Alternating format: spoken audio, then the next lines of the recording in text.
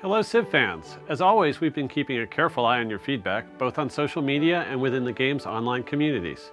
We always want to know what we can do to deliver the best possible Civilization experience, so we thank you for your help and support.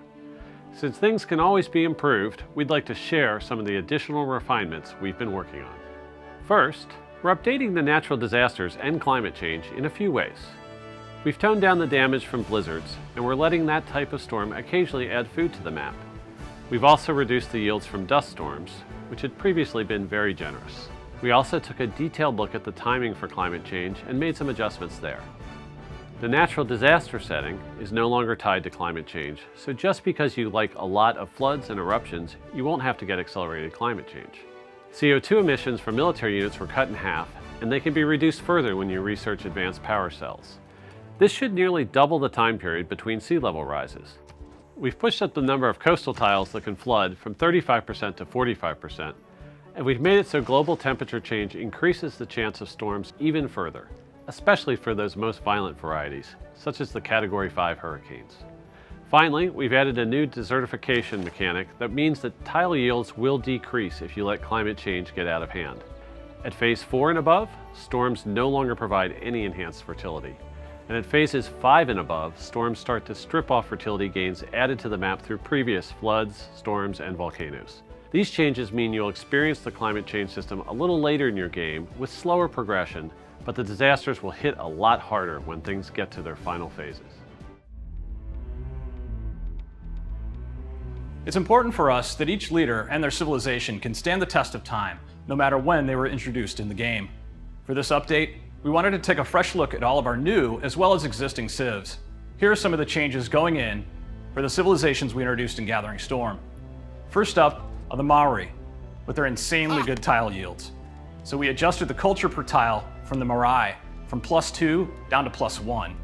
We also bumped down the strength of the Toa unit to 36 and made it so the Haka War Dance no longer stacks.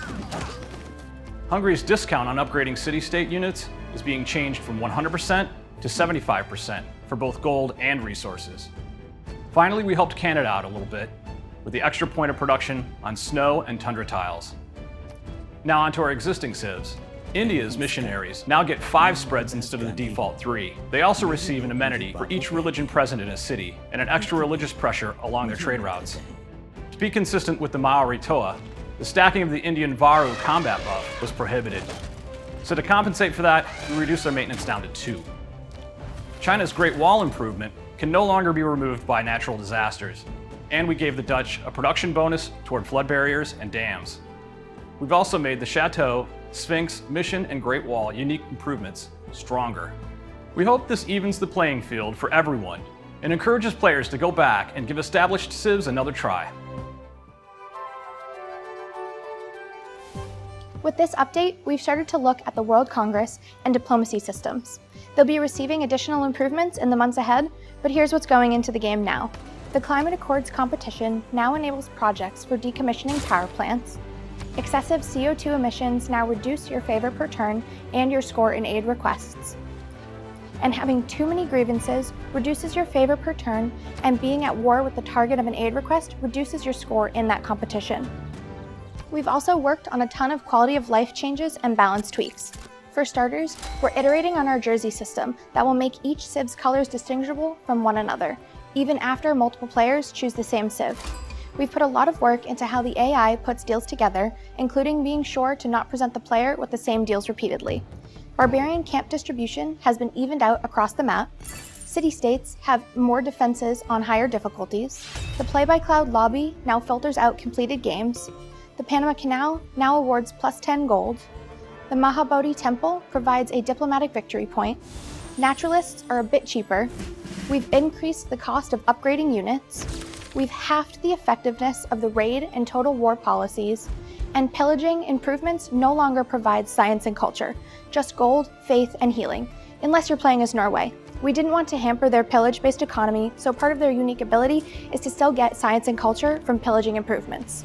There are also several changes going out to all versions of Civilization 6, including 2 new user interface features that will make your path through history a little more organized. We integrated a popular mod called Map Tax that takes our map pin's UI to the next level adding dozens of new icons. There's also a super cool new map search feature that will make finding specific items much easier. Enter a term into the search bar, and that item gets highlighted tile by tile. This new tool also remembers all of your favorite searches, so you can bring them back up with just a few clicks. And now we have one more exciting update to tell you about. The team and I are very happy to announce that we've made great strides with the new World Builder Basic mode for all the would-be amateur cartographers out there. We spent a lot of time improving, debugging, and polishing this tool so that anyone can jump in and create their own maps. We've also been adding a good deal of new functionality as requested by our fans, like brush sizes and more. So that's our overview of what will soon be coming to Civilization 6.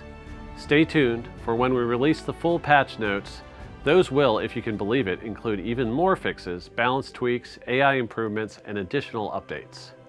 Don't worry, we're not even close to finish supporting Gathering Storm. Look for even more enhancements soon.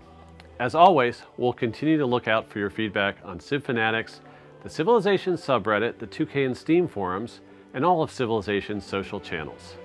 Thank you for being an amazing community. We're always happy to take one more turn with you.